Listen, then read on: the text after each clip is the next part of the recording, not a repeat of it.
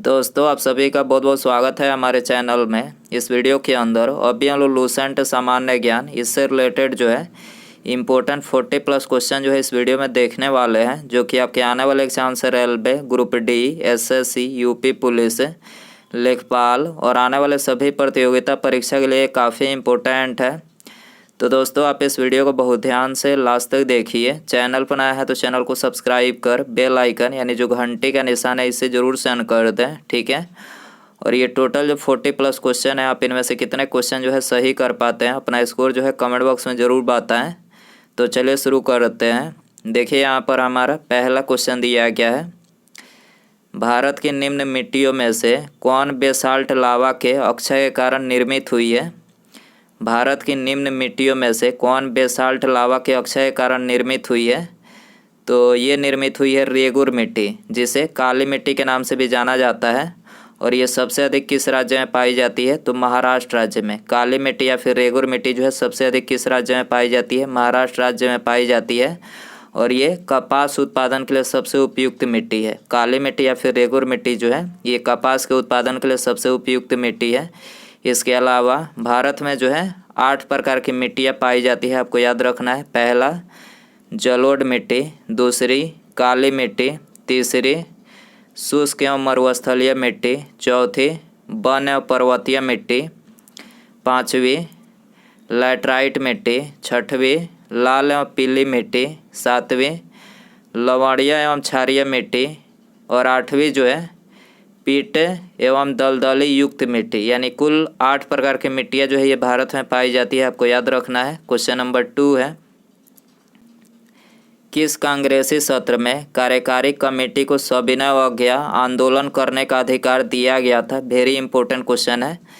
किस कांग्रेसी सत्र में कार्यकारी कमेटी को सविनय अवज्ञा आंदोलन करने का अधिकार दिया गया था। तो ये लाहौर सत्र में दिया गया था, ठीक है। आंसर हो जाएगा बी।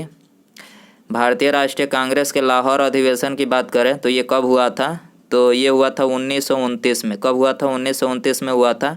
और इसके अध्यक्ष कौन थे, तो पंडित जवाहरलाल नेहरू जो थे इसके अध्यक्ष थे। क्वेश्चन नंबर 3 है, ऑल इंडिया अनटेजेबिलिटी लीग बाद में जिसका नाम बदलकर हरिजन सेवक संघ हुआ, इसके प्रथम अध्यक्ष कौन थे। तो हरिजन सेवक संघ के जो प्रथम अध्यक्ष थे वो थे घनश्याम दास बिरला, आपको याद रखना है। घनश्याम दास बिरला इसके प्रथम अध्यक्ष थे। आपको कहीं कहीं ऑप्शन में मिलेगा जी डी बिरला, ठीक है। जी.डी. बिरला आपको कहीं कहीं ऑप्शन में देखने को मिलेगा, तो कंफ्यूज नहीं होना है। घनश्याम दास बिरला जो इनका पूरा नाम होगा। तो आंसर हो जाएगा बी। क्वेश्चन नंबर 4 है, द्वितीय विश्व युद्ध के समय ब्रिटेन के प्रधानमंत्री कौन थे।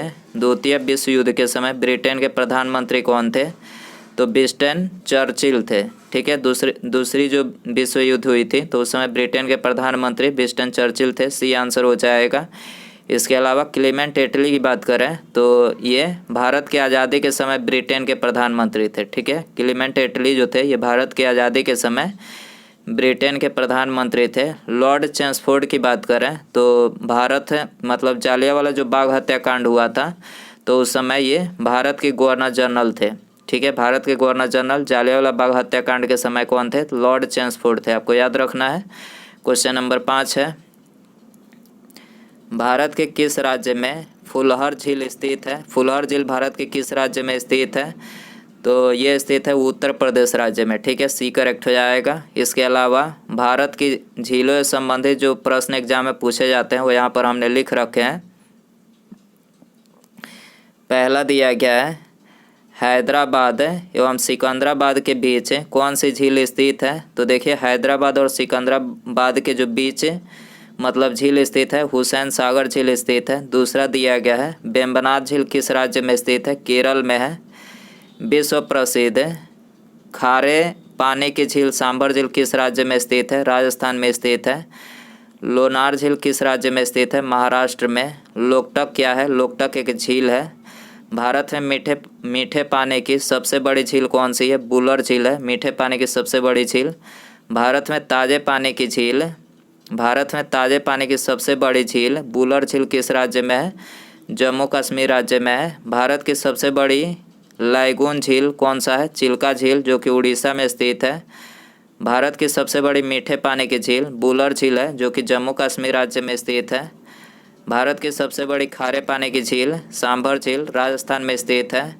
भारत की सबसे बड़ी कृत्रिम यानी आर्टिफिशियल झील कौन सी है? तो गोविंद बल्लभ पंत सागर झील जो कि सोनभद्र उत्तर प्रदेश में है। भारत की सबसे अधिक ऊंचाई पर स्थित झील चोमालू झील जो कि सिक्किम में स्थित है। भारत की second artificial lake man made कहाँ है? कौन सी झील है? तो ये है ढेबर झील या फिर जय समंद झील जो कि राजस्थान में है। प्रसिद्ध लाइगुन झील चिल्का किस राज्य में स्थित है? तो चिल्का ये उड़ीसा में है। नागिन झील किस राज्य में स्थित है? जम्मू कश्मीर में। नागिन झील जम्मू कश्मीर में है। जवाहर सागर राणा प्रताप सागर तथा गांधी सागर जलाशय किस नदी पर स्थित है? चंबल नदी पर स्थित है। कोलेरू झील किस राज्य में स्थित है? आंध्र प्रदेश में। उमियम झील किस राज्य में स्थित है? मेघालय में। उत्तर पूर्वी भारत की सबसे बड़ी झील लोकटक किस राज्य में स्थित है? तो यह है मणिपुर राज्य में। आपको याद रखना है, ये सारे झीलों से रिलेटेड एग्जाम में क्वेश्चन बार बार पूछे जाते हैं। क्वेश्चन नंबर 6 है, हेलोफाइटस अच्छी वृद्धि करते हैं। हेलोफाइटस अच्छी वृद्धि करते हैं तो ये क्षारीय मिट्टी में अच्छी वृद्धि करते हैं। डी आंसर हो जाएगा। क्वेश्चन नंबर 7 है, मध्य रात्रि का सूर्य दिखाई देता है। मध्य रात्रि का सूर्य दिखाई देता है तो ये उत्तरी ध्रुव पर दिखाई देता है। ठीक है, करेक्ट आंसर ये हो जाएगा। क्वेश्चन नंबर 8 है, निम्नांकित में से कौन भारत का सबसे पुराना जल शक्ति उत्पादन केंद्र है? भारत का सबसे पुराना जल शक्ति उत्पादन केंद्र कौन सा है? यह है दार्जिलिंग। करेक्ट आंसर बी हो जाएगा। क्वेश्चन नंबर 9 है, उत्तर प्रदेश में रानी लक्ष्मीबाई बांध योजना निर्मित है। उत्तर प्रदेश में रानी लक्ष्मीबाई बांध योजना निर्मित है तो ये बेतवा नदी पर निर्मित है। ठीक है, करेक्ट आंसर बी हो जाएगा। क्वेश्चन नंबर 10 है, निम्नलिखित नदियों में से कौन एक यमुना की सहायक नदी नहीं है? यमुना की सहायक नदी कौन सी नहीं है? तो रामगंगा नहीं है। डी आंसर हो जाएगा। क्वेश्चन नंबर 11 है, अंडमान और निकोबार है तो अंडमान और निकोबार क्या है? बंगाल की खाड़ी में द्वीप समूह है। अंडमान और निकोबार जो है बंगाल की खाड़ी में द्वीप समूह है। करेक्ट आंसर बी हो जाएगा। भारत के उपराष्ट्रपति का निर्वाचन एक निर्वाचक गण द्वारा किया जाता है जिसके सदस्य होते हैं, तो देखिए जिसके सदस्य संसद के दोनों सदनों के सभी सदस्य होते हैं। भारत के उपराष्ट्रपति का निर्वाचन एक निर्वाचक गण द्वारा किया जाता है जिसके सदस्य होते हैं, तो संसद के दोनों सदनों के सभी सदस्य होते हैं। करेक्ट आंसर बी हो जाएगा। संविधान को एक पवित्र दस्तावेज किसने कहा है? संविधान को एक पवित्र दस्तावेज किसने कहा है? तो ये कहा है बी.आर. अम्बेडकर ने। ठीक है, करेक्ट आंसर ये हो जाएगा। भारत में राष्ट्रीय आपातकाल की घोषणा करने का अधिकार निम्नलिखित में से भारत में राष्ट्रीय आपातकाल की घोषणा करने का आधार निम्नलिखित में से कौन नहीं है? तो यहाँ पर आंतरिक शांति को खतरा, इसके आधार पर जो है राष्ट्रीय आपातकाल की घोषणा नहीं की जाती है। बाकी ये तीनों युद्ध बाह्य आक्रमण और सशस्त्र विद्रोह, यानी इन तीनों कारणों के आधार पर जो है भारत में राष्ट्रीय आपातकाल की घोषणा की जा सकती है। ठीक है, भारत में और जो राष्ट्रीय आपातकाल लगाया जाता है तो राष्ट्रपति के द्वारा कौन से अनुच्छेद के द्वारा लगाया जाता है? अनुच्छेद 352 के द्वारा लगाया जाता है।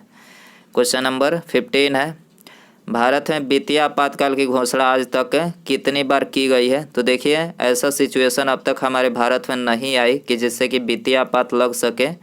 तो वित्तीय आपात जो है अभी तक एक बार भी नहीं लगा है, कभी नहीं लगा है। ठीक है, वित्तीय आपात किस अनुच्छेद के द्वारा लगाया जाता है? तो अनुच्छेद 360 के द्वारा जो है भारत के राष्ट्रपति यदि चाहें तो वित्तीय आपातकाल लगा सकते हैं सिचुएशन पड़ने पर। तो अभी तक जो है वित्तीय आपात अभी हमारे देश में नहीं लगी है। पंचवर्षीय योजना को अंतिम रूप से किसके द्वारा अनुमोदित किया जाता है? तो ये अनुमोदित किया जाता है राष्ट्रीय विकास परिषद के द्वारा। ठीक है, करेक्ट आंसर डी हो जाएगा। राष्ट्रीय विकास परिषद की बात करें तो इसकी स्थापना कब हुई थी? 6 अगस्त 1952 को। राष्ट्रीय विकास परिषद की स्थापना कब हुई थी? 6 अगस्त 1952 को की गई थी। भारत में निर्धनता के स्तर का आकलन किया जाता है। भारत में निर्धनता के स्तर का आकलन किया जाता है तो ये किया जाता है परिवार के उपयोग व्यय के आधार पर। परिवार के उपयोग व्यय के आधार पर जो है भारत में निर्धनता के स्तर का जो है आकलन किया जाता है। सी आंसर हो जाएगा। दोस्तों यदि आपको वीडियो पसंद आ रहा है तो प्लीज़ वीडियो को लाइक करें, अपने दोस्तों में शेयर करें। चैनल पर नया है तो चैनल को सब्सक्राइब करके बेल आइकन जो है इसे ज़रूर से ऑन कर दें। बेल आइकन ऑन करने से फ़ायदा ये होगा कि जब भी मैं कोई नई वीडियो अपलोड करूँगा उसका नोटिफिकेशन जो है आपको सबसे पहले मिल सकेगा। तो सब्सक्राइब करने के बाद बेल आइकन ऑन रखें। ऐसे उपकरण जो रासायनिक ऊर्जा को विद्युत ऊर्जा में परिवर्तित कर दे क्या कहलाता है? तो ये कहलाता है बैटरी। ठीक है, बैटरी जो है रासायनिक ऊर्जा को विद्युत ऊर्जा में परिवर्तित करता है। ये आंसर हो जाएगा। रात में किस पेड़ के नीचे सोने से इंसान की मौत हो सकती है? तो देखिए, इंसान की मौत जो है किस पेड़ के नीचे सोने से हो सकती है? तो नीम के पेड़ के नीचे सोने से हो सकती है। डी आंसर हो जाएगा। माचिस का आविष्कार किसने किया था? माचिस का आविष्कार किसने किया था? तो जॉन वॉकर ने। ठीक है, जॉन वॉकर ने जो है माचिस का आविष्कार किया था। सी आंसर हो जाएगा। निम्नलिखित में से कौन सा एक आरडीएक्स का अन्य नाम है? निम्नलिखित में से कौन सा एक आरडीएक्स का अन्य नाम है? तो देखिए, इसका अन्य नाम है साइक्लोनाइट। साइक्लोनाइट जो है इसका अन्य नाम है आरडीएक्स का। डी आंसर हो जाएगा। निम्नलिखित में से कौन सी तरंगे ध्रुवित नहीं की जा सकती है? तो करेक्ट आंसर सी हो जाएगा। ध्वनि तरंगे जो है ध्रुवित नहीं की जा सकती है। आँख की रेटिना कार्य करती है। आँख की रेटिना जो है कार्य करती है तो कैमरे में फिल्म की तरह जो है आँख की जो रेटिना होती है वो कार्य करती है। सी आंसर हो जाएगा। निम्नलिखित में से किसमें लिंग गुणसूत्र नहीं होते हैं? किसमें लिंग गुणसूत्र नहीं होते हैं? तो छिपकली में नहीं होते हैं। डी आंसर हो जाएगा। पाकिस्तान प्रस्ताव की स्वरूप किसने तैयार की? पाकिस्तान प्रस्ताव की स्वरूप किसने तैयार की? सिकंदर हयात खान ने पाकिस्तान प्रस्ताव के स्वरूप जो है तैयार किया था। बी आंसर हो जाएगा। महावीर ने किस भाषा में उपदेश दिए? महावीर ने किस भाषा में उपदेश दिए? तो ये प्राकृत भाषा में दिए थे। डी आंसर हो जाएगा। अमीर खुसरो क्या थे? ये तीनों थे, कवि, इतिहासकार और संगीतज्ञ। ठीक है, ये तीनों थे अमीर खुसरो। डी आंसर हो जाएगा। मेलघाट बाघ अभ्यारण्य किस राज्य में है? मेलघाट बाघ अभ्यारण्य किस राज्य में है? तो ये महाराष्ट्र में है। ठीक है, महाराष्ट्र में है। डी आंसर हो जाएगा। 28 है। निम्नलिखित में से कौन ऊष्मा का सर्वाधिक उत्तम चालक है? ऊष्मा का सर्वाधिक उत्तम चालक कौन सा है? तो ये है पारा। ठीक है, करेक्ट आंसर बी हो जाएगा। 29 है। होमी भाभा पुरस्कार किस क्षेत्र में विशेष योगदान के लिए दिया जाता है? होमी भाभा पुरस्कार किस क्षेत्र में विशेष योगदान के लिए दिया जाता है? नाभिकीय ऊर्जा के क्षेत्र में विशेष योगदान के लिए जो होमी भाभा पुरस्कार दिया जाता है। बी आंसर हो जाएगा। ऐसे पदार्थ कौन है जिनका जलीय विलयन जल से अच्छा बिजली का चालक होता है? ऐसे पदार्थ कौन है जिसका जलीय विलयन जल से अच्छा बिजली का चालक होता है? तो यह है साधारण लवण। ठीक है, डी सी आंसर हो जाएगा। क्वेश्चन नंबर 31 है। प्राकृतिक रबड़ को मजबूत और अधिक उछाल वाला बनाने के लिए उसमें मिलाया जाने वाला पदार्थ कौन सा है? प्राकृतिक रबड़ को मजबूत और अधिक उछाल वाला बनाने के लिए उसमें मिलाया जाने वाला पदार्थ कौन सा है? तो उसमें मिलाया जाने वाला जो पदार्थ है वो है सल्फर। ठीक है, सी आंसर हो जाएगा। निम्नलिखित में से किस पदार्थ का उपयोग बर्तनों को चमकीला बनाने के लिए किया जाता है? बर्तनों को चमकीला बनाने के लिए किस पदार्थ का उपयोग किया जाता है? जिंक ऑक्साइड का उपयोग किया जाता है। डी आंसर हो जाएगा। मीमांसा दर्शन के अनुसार मुक्ति संभव है कर्म से संभव है। डी आंसर हो जाएगा।